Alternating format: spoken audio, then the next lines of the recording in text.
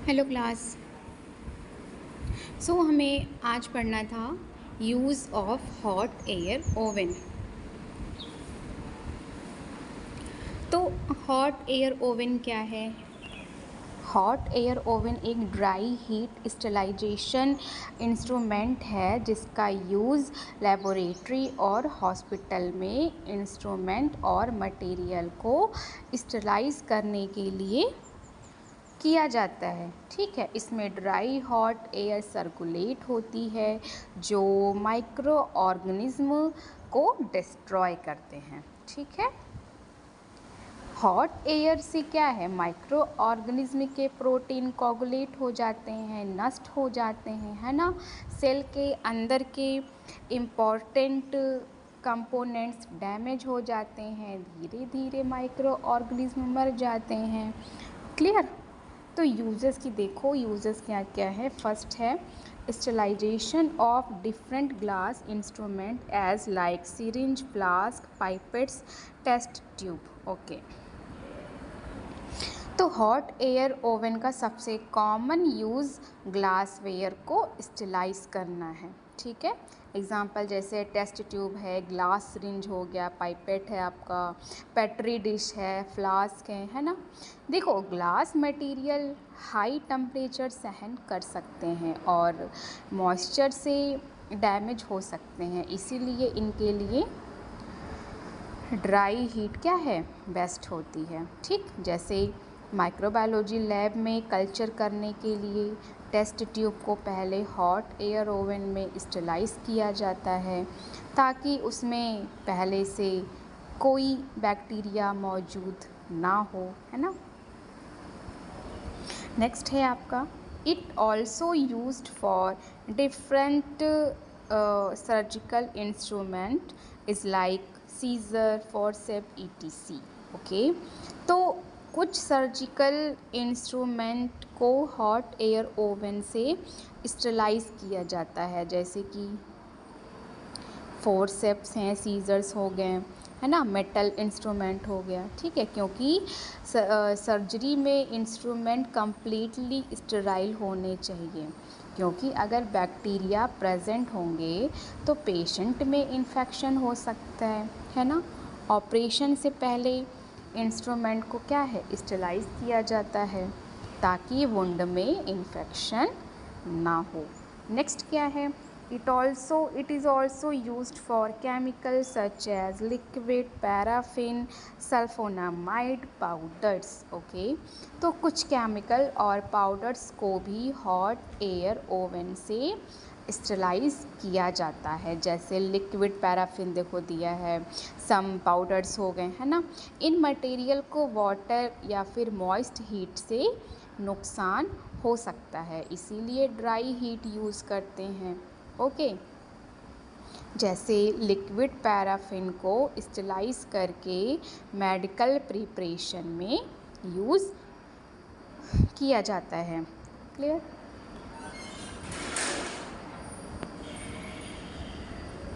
Next है आपका precaution. Precaution देखो क्या क्या है, precautions of hot air oven. It should not be overloaded. Oven में बहुत ज़्यादा मटेरियल नहीं भरना चाहिए, है ना। अगर ज़्यादा सामान होगा तो हॉट एयर प्रॉपरली सर्कुलेट नहीं कर पाएगी और सभी चीज़ें प्रॉपरली स्टरलाइज नहीं होंगी, है ना। जैसे अगर 20 टेस्ट ट्यूब की कैपेसिटी है तो उसमें 50 टेस्ट ट्यूब नहीं रखने चाहिए। नेक्स्ट क्या है, material should be arrange in proper manner. हाँ, सामान को सही तरीके से अरेंज करना चाहिए, ठीक है, क्योंकि हॉट एयर हर इंस्ट्रूमेंट तक पहुंचनी चाहिए ताकि कंप्लीट स्टरलाइजेशन हो सके। जैसे ग्लास बॉटल को एक दूसरे से चिपका कर नहीं रखना चाहिए, है ना। थर्ड क्या है आपका, test tube and flask should be fitted with क्या है, कॉटन प्लग। ओके, तो टेस्ट ट्यूब और फ्लास्क के माउथ पर कॉटन प्लग लगाना चाहिए, है ना। इससे क्या है, बाहर के माइक्रो ऑर्गेनिज्म अंदर नहीं जा पाएंगे, स्टेलाइजेशन के बाद कंटामिनेशन नहीं होगी, ठीक है। जैसे कल्चर मीडिया वाली फ्लास्क में क्या है, कॉटन प्लग लगाया जाता है। नेक्स्ट है आपका pipette should be covered by paper. Pipette को पेपर से कवर करके रखना चाहिए, ठीक, क्योंकि पाइपेट का टिप कंटामिनेट नहीं होगा, हैंडलिंग के टाइम इन्फेक्शन रिस्क कम होगा। ओके, जैसे लैब में ग्लास पाइपेट को ब्राउन पेपर में रैप करके हॉट एयर ओवन में रखते हैं। नेक्स्ट है आपका rubber material should not be placed in hot air oven. Rubber item को हॉट एयर ओवन में नहीं रखना चाहिए, ठीक है। रबर हाई टेम्परेचर पर क्या है, मेल्ट हो सकता है, डैमेज हो सकता है, शेप बदल सकता है, ठीक। जैसे रबर ग्लव्स हो गए आपके, रबर ट्यूब हो गए, तो इनको स्टेलाइज करने के लिए दूसरे मेथड यूज़ किए जाते हैं, ठीक है। तो ये था आपका प्रिकॉशन।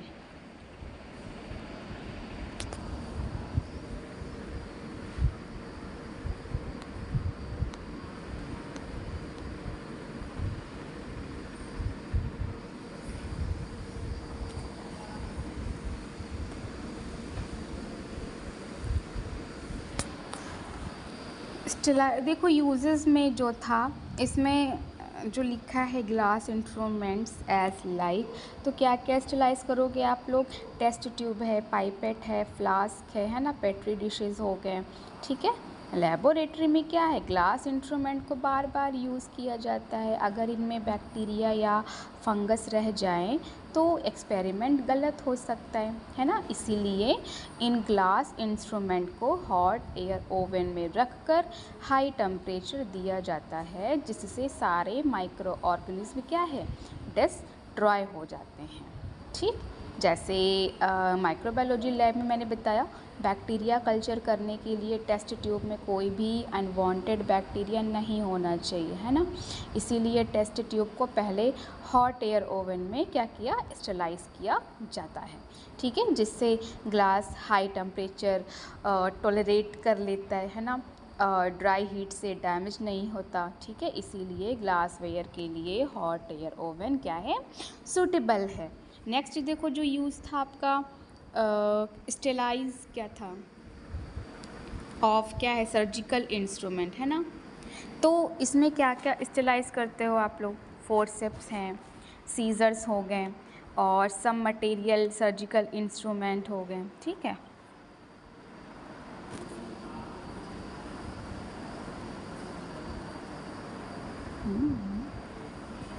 तो सर्जरी में यूज़ होने वाले इंस्ट्रूमेंट पूरी तरह स्टेराइल होने चाहिए, क्योंकि इन पर बैक्टीरिया मौजूद हुए तो पेशेंट को क्या है, इन्फेक्शन हो सकता है। हॉट एयर ओवन इन इंस्ट्रूमेंट की सरफेस पर मौजूद माइक्रो ऑर्गेनिज्म को डिस्ट्रॉय करता है, ठीक है।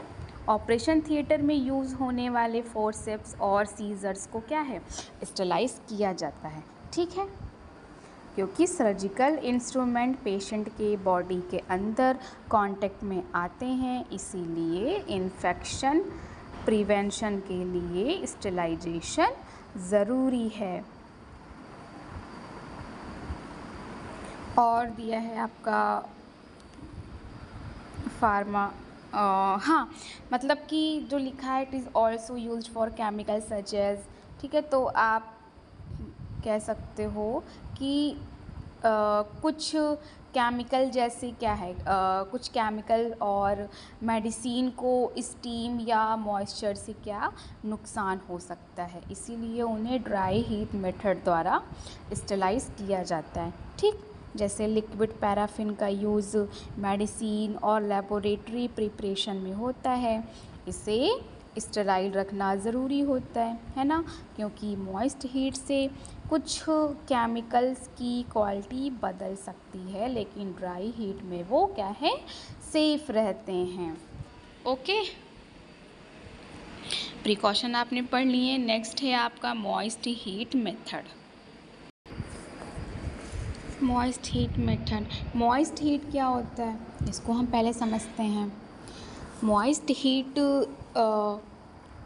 हीट मेथड में हीट के साथ मॉइस्चर का यूज़ करके माइक्रो ऑर्गेनिज्म को डिस्ट्रॉय किया जाता है। ठीक है, इस मेथड में स्टीम की हीट माइक्रो ऑर्गेनिज्म के अंदर आसानी से पेनिट्रेट करती है, इसीलिए वो ड्राई हीट से ज़्यादा इफ़ेक्टिव होती है। ठीक है, सबसे इम्पॉर्टेंट मेथड है इसका ऑटोक्लेव। तो देखो लिखा हुआ है autoclave is important method of moist heat because in this method steam are used which has above 100 degree centigrade temperature, so it is best and powerful method as comparison dry heat। तो autoclave एक ऐसी machine है जिसमें high pressure वाली steam बनाई जाती है। ठीक है, ये स्टीम बैक्टीरिया, वायरसेस, फंजाई और बैक्टीरियल स्पोर्स को डिस्ट्रॉय कर देती है। ठीक, प्रिंसिपल की बात करें तो ऑटोक्लेव का प्रिंसिपल है हाई टेम्परेचर और हाई प्रेशर स्टीम। ठीक है, तो क्या हो गया कंप्लीट स्टरलाइजेशन। कैसे काम करता है, मशीन के अंदर वाटर से स्टीम बनाई जाती है, प्रेशर बढ़ाया जाता है, हाई टेम्परेचर वाली स्टीम इंस्ट्रूमेंट के कांटेक्ट में आती है। ठीक है, स्टीम माइक्रो ऑर्गेनिज्म के प्रोटीन को डैमेज कर देती है, फिर क्या है सभी माइक्रो ऑर्गेनिज्म मर जाते हैं। ठीक, ऑटोक्लेव ड्राई हीट से ज़्यादा पावरफुल क्यों है? क्योंकि स्टीम हीट जल्दी ट्रांसफ़र करती है। ठीक है, मतलब स्टीम जो है स्टीम इंस्ट्रूमेंट की सरफेस पर आसानी से पहुंचती है। ओके, और मॉइस्चर प्रोटीन को जल्दी डिस्ट्रॉय करती है, मतलब कि माइक्रो ऑर्गेनिज्म के प्रोटीन जल्दी कोगुलेट हो जाते हैं। स्पोर्स को भी डिस्ट्रॉय कर सकती है ना, मतलब कि बैक्टीरियल स्पोर्स बहुत रेजिस्टेंट होते हैं लेकिन ऑटोक्लेव उन्हें भी मार सकता है। Okay, temperature of autoclave 126 degree Celsius for 10 minute, मतलब कि टेम्परेचर कितना है 120 डिग्री सेल्सियस, टाइम रहेगा 10 मिनट। तो इस कंडीशन में स्टीम प्रेशर के साथ स्टरलाइजेशन होती है।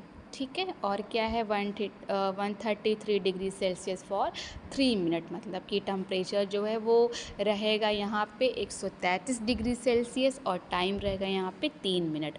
तो टेम्परेचर ज़्यादा होने के कारण कम टाइम में स्टरलाइजेशन हो जाती है।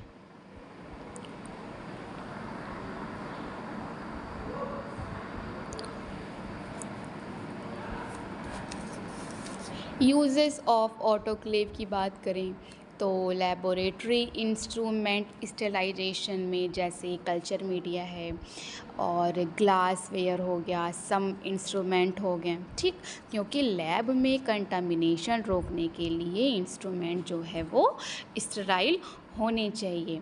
सर्जिकल ड्रेसिंग में जैसे कि कॉटन है, गॉज है, बैंडेज हो गया। ठीक है, ताकि वुंड पर लगाने से पहले इन्हें क्या है स्टेराइल होना ज़रूरी है ताकि इन्फेक्शन नहीं हो।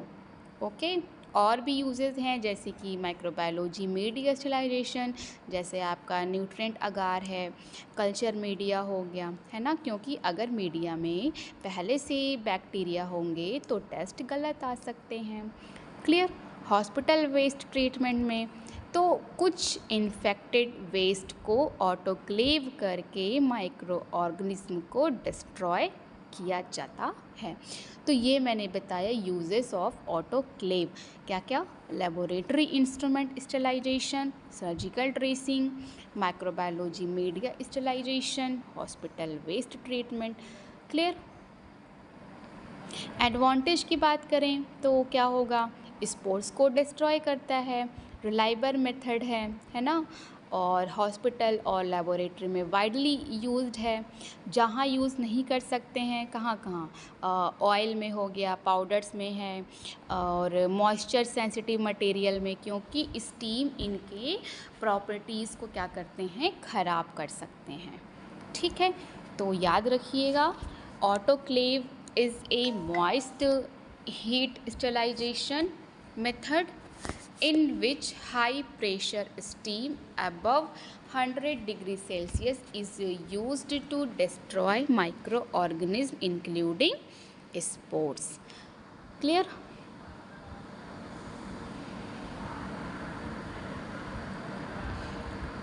Uses of autoclave देखो मैंने बता ही दिया, बट जो लिखा हुआ है उसको भी हम पढ़ लेते हैं। ओके, रेडिएशन मेथड कहाँ गया? नहीं, अभी तो आपको ये पढ़ना है ना, uses of autoclave.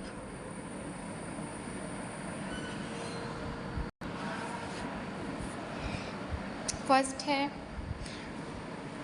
It is used to sterilise culture media, surgical instrument, different dental instruments. मतलब कि culture media, surgical instrument, dental instrument को स्टेलाइज करना।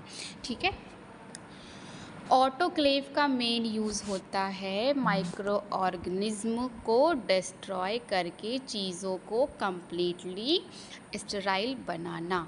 जैसे कल्चर मीडिया हो गया आपका, है ना, माइक्रोबायोलॉजी लैब में बैक्टीरिया ग्रो करने के लिए यूज़ होता है। और एग्जांपल में सर्जिकल इंस्ट्रूमेंट हो गए, ये कहाँ है? ये ऑपरेशन में यूज़ होने वाले इंस्ट्रूमेंट हैं। डेंटल इंस्ट्रूमेंट जैसे कि डेंटिस्ट के टूल्स जो होते हैं। ठीक, इन मटेरियल पर अगर ऑर्गेनिज्म रह गया तो कल्चर मीडिया कंटामिनेट हो जाएगा, पेशेंट में इन्फेक्शन का रिस्क बढ़ जाएगा। ठीक है, तो ऑटोक्लेव पे high temperature steam under pressure use होती है, जो माइक्रो ऑर्गेनिज्म के प्रोटीन को डैमेज करके उन्हें डिस्ट्रॉय कर देती है। क्लियर? नेक्स्ट है, it is also used for different rubber material sterilisation. मतलब कि ऑटोक्लेव का यूज़ कुछ हीट रेजिस्टेंट रबर आइटम को स्टेलाइज करने के लिए भी होता है। जैसे रबर ट्यूब हो गया आपका, रबर ग्लव्स हो गए, रबर स्टॉपर्स हो गए। रबर ग्लव्स मतलब क्या है? कि जो ऑटोक्लेव कंपैटिबल हो। क्लियर? रबर आइटम को जो है केमिकल से स्टेलाइज करना हर बार इफ़ेक्टिव नहीं होता। रबर आइटम को केमिकल से स्टेलाइज करना हर बार इफ़ेक्टिव नहीं होता, इसीलिए स्टीम अंडर प्रेशर का यूज़ किया जाता है। ठीक है, फिर क्या है आपका? बायोकेमिकल वेस्ट के लिए also use for, biochemical waste के लिए ऑटोक्लेविंग मतलब कि लेबोरेटरी और हॉस्पिटल में जो बायोलॉजिकल वेस्ट निकलता है उसे डिस्पोज़ करने से पहले ऑटोक्लेव किया जाता है। जैसे यूज्ड कल्चर प्लेट्स हैं, माइक्रोबियल सैंपल हो गए, कंटामिनेटेड लेबोरेटरी वेस्ट हैं। ठीक, क्योंकि क्या है, वेस्ट में डेंजरस माइक्रो ऑर्गेनिज्म हो सकते हैं।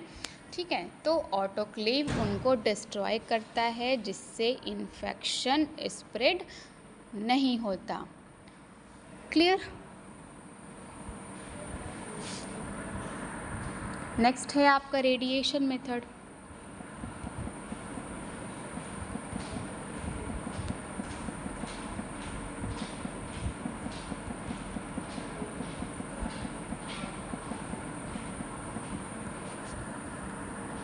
Ionising radiation. ओके, देखो रेडिएशन मेथड क्या है? रेडिएशन मेथड एक फिज़िकल मेथड, ठीक है, फिज़िकल मेथड ऑफ स्टेलाइजेशन है, जिसमें हाई एनर्जी रेज़ का यूज़ करके माइक्रो ऑर्गेनिज्म को डिस्ट्रॉय किया जाता है। क्लियर? रेडिएशन की एनर्जी माइक्रो ऑर्गेनिज्म के डीएनए को डैमेज कर देती है, जिससे वो ग्रो और रिप्रोड्यूस नहीं कर पाते और मर जाते हैं। ठीक है, देखो यहाँ पे 2 टाइप्स दिए हैं। जो फर्स्ट है आपका आयनाइजिंग रेडिएशन। तो आयनाइजिंग रेडिएशन वो रेडिएशन होती है, देखो लिखा है, ionising radiation is important method in which different type of radiation are used as like cosmic ray, gamma ray. ठीक है, तो आयनाइजिंग रेडिएशन वो रेडिएशन होती है जिसमें बहुत ज़्यादा एनर्जी होती है। ठीक है, और ये आइटम से इलेक्ट्रॉन रिमूव कर सकती है। ठीक है, मतलब कि आयन बना सकती है। जैसे गामा रेज़ है आपका, एक्सरे रेज़ हो गया, इलेक्ट्रॉन बीम है। ठीक है, कैसे काम करती है? ये माइक्रो ऑर्गेनिज्म के अंदर एंटर करती है, उनके डीएनए को ब्रेक या डैमेज करती है। ठीक है, डीएनए डैमेज होने से माइक्रो ऑर्गेनिज्म डिवाइड नहीं कर पाता, इसीलिए स्टेलाइजेशन हो जाता है। ठीक है, फीचर क्या क्या हैं? हाई पेनिट्रेशन पावर होती है इनकी, यानी ये पैकेजिंग के अंदर तक जा सकती है। यूजेस क्या क्या हैं? डिस्पोजेबल मेडिकल इंस्ट्रूमेंट स्टेलाइज करने में, जैसे सिरिंज है, कैथेटर है, सर्जिकल ग्लव्स हो गए, प्लास्टिक इक्विपमेंट है। ठीक, अगर एक सिरिंज सील्ड पैक में है तो गामा रेडिएशन पैकेट खोले बिना अंदर तक जाकर माइक्रो ऑर्गेनिज्म को डिस्ट्रॉय कर देती है। ठीक, एक और होता है आपका टाइप नॉन आयनाइजिंग रेडिएशन। ठीक है, सुन लो। तो नॉन आयनाइजिंग रेडिएशन की एनर्जी कम होती है और ये आइटम को आयनाइज नहीं करती। ठीक, जैसे आपका अल्ट्रावायलेट रेज हो गया, कैसे काम करती है? यूवी रेज माइक्रो ऑर्गेनिज्म के डीएनए में चेंजेस करती हैं। क्या करती हैं? डैमेज करती हैं। ठीक है, यूवी रेज माइक्रो ऑर्गेनिज्म के डीएनए में डैमेज करती है, चेंजेस करती है। तो डीएनए डैमेज के कारण माइक्रो ऑर्गेनिज्म मल्टीप्लाई नहीं कर पाते हैं। ठीक है, इनमें जो है पेनिट्रेशन पावर कम होती है ना, अंदर तक नहीं जा पाती हैं। यूजेस क्या हैं? Air sterilisation, surface sterilisation, operation theatre और लेबोरेटरी की सरफेस क्लीनिंग में। ठीक, तो लेबोरेटरी में यूवी लैंप लगाया जाता है ताकि एयर और वर्किंग सरफेस पर प्रेजेंट माइक्रो ऑर्गेनिज्म कम हो जाएं। ओके,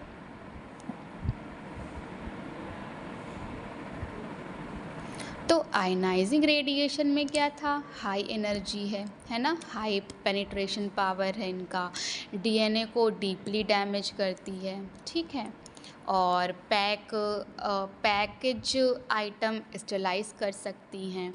और यहीं पे नॉन आयनाइजिंग रेडिएशन की बात करें तो लो एनर्जी है, लो पेनिट्रेशन पावर होता है, सरफेस लेवल डीएनए डैमेज करती है। ठीक है, मेनली सरफेस और एयर के लिए।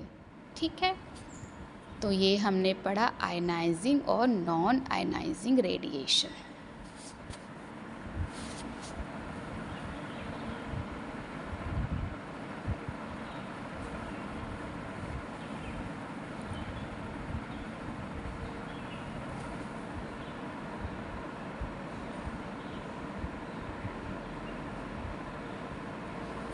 चलिए आज यहीं तक रखते हैं।